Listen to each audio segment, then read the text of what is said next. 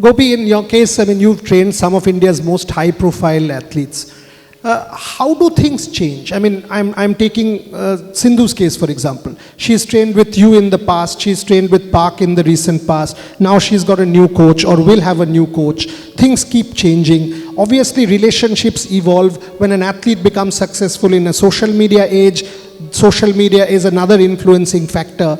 How do you factor such things? I mean, when an athlete, all of a sudden somebody you've trained for a long time, take a Saina or a Sindhu, and you see, okay, this athlete, perhaps in the interest of you and Indian badminton, it's better to let that athlete go. It's a question of self-doubt. How do you deal with such critical situations? Well, definitely some of these decisions give you a lot of pain. But at the end of the day, to understand that you're doing it for a reason. And for me, it's been very clear that just a little bit up, yeah. Badminton is paramount, and the system and the structure is more important than the athlete. Because if the system is there, then you will keep producing players. If the culture is there, you'll keep producing players. And I cannot remain a one-player coach. And this was something which I was clear in my head from the very beginning. And this is why I let go of players when I needed to, because the system and the culture of the place was more important than the player. How tough was that? I mean, to let a Saina go when she had just won a world championship, 2013, or a Sindhu winning a world champion. How tough was that? I mean, because post-Rio, you and Sindhu were almost together. And to now see sort of, I mean, to focus on juniors where the limelight is less, maybe the monetary incentive is less. How tough was that?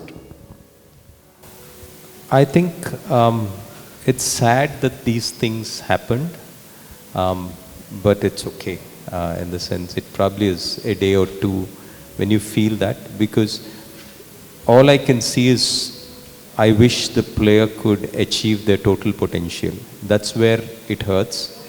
Beyond that, on a personal note, it doesn't hurt at all. All of a sudden, start of 23, we've seen in the Mixed Asia Championships, your daughter, Gayatri, again, we're celebrating women. We've seen serious peak in the graph, Gayatri and Teresa, and I'm told by Vishnu that you are, again, sort of coming back, training with them physically in Hyderabad, in your academy. How are things there? Because you as coach, hands-on, and you as coach, hands-off are two very different things. Are you back to being hands-on? I've always been, so it's just that the athletes, there's so many young talent which is coming up, and I love working with the younger ones. And it's great to see them perform the way they did at the Asian Championships. And hopefully they were young. At 19, they have still a few years for peak performance in the women's doubles. I just hope they're able to push more. We spoke a lot about preparations of the forthcoming athletes in badminton. And I know Gopichand Academy is focusing a lot on para-athletes and para-badminton players as well. So how do you see the para-badminton future from your academy? Is there a lineup coming up soon? Yeah, I think for me personally, I think para-athletes have been a huge source of inspiration personally. I think for me to see players with disability come every day morning and push themselves with a smile is an inspiration for me and the fellow able-bodied athletes. So that's one of my reasons for pushing para-athletes into the academy. And for me that's huge because I think they've been a huge inspiration. And I do see it going places and a very integral part of the academy. I don't see them as different from any other athletes at the academy. Your playing days, coaching days have taken you to various countries, right? So whilst we talk of corporate sponsorship, I also wanted to get your thoughts on the diaspora, right? What sort of support have you seen, or would you think that, there are 35 million NRIs, PIOs, we have guests here from Muscat, Dubai, Singapore, US. What is the role that be it corporates, associations or diaspora groups can play in promoting and supporting Indian sport? Have you seen some good examples?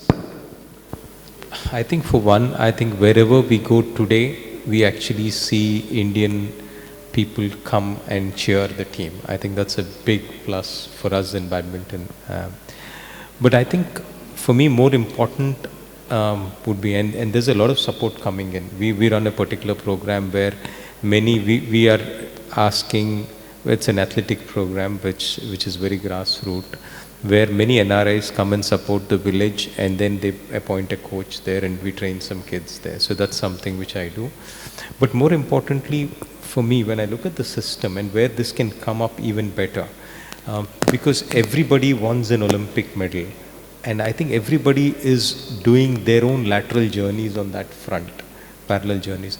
If we could just put some structure around and say that there is a role for grassroots for these people, these corporates, these NGOs or these individuals can work. There's a role here at the intermediate level, or there's a role here. And I think that's the job from top down, it has to come.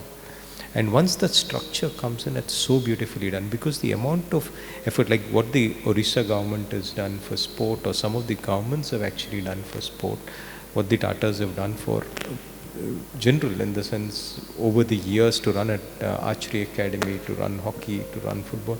I think these are phenomenal examples of people who kind of over time invested in the growth of Indian sport. And I think there are many people and many names I can take, but I think there's such an even more enthusiasm to do it, and that's the greatest part. And since what we are seeing is one part, but many don't know where they can contribute. And if there is a structure which can come up, I think it will be beautiful. And I think the Indian diaspora also, I think everybody is like so passionate. I want to contribute to Indian sport, and they don't know where to contribute to Indian sport. I think that if you're able to make those connects, I think it will be fantastic.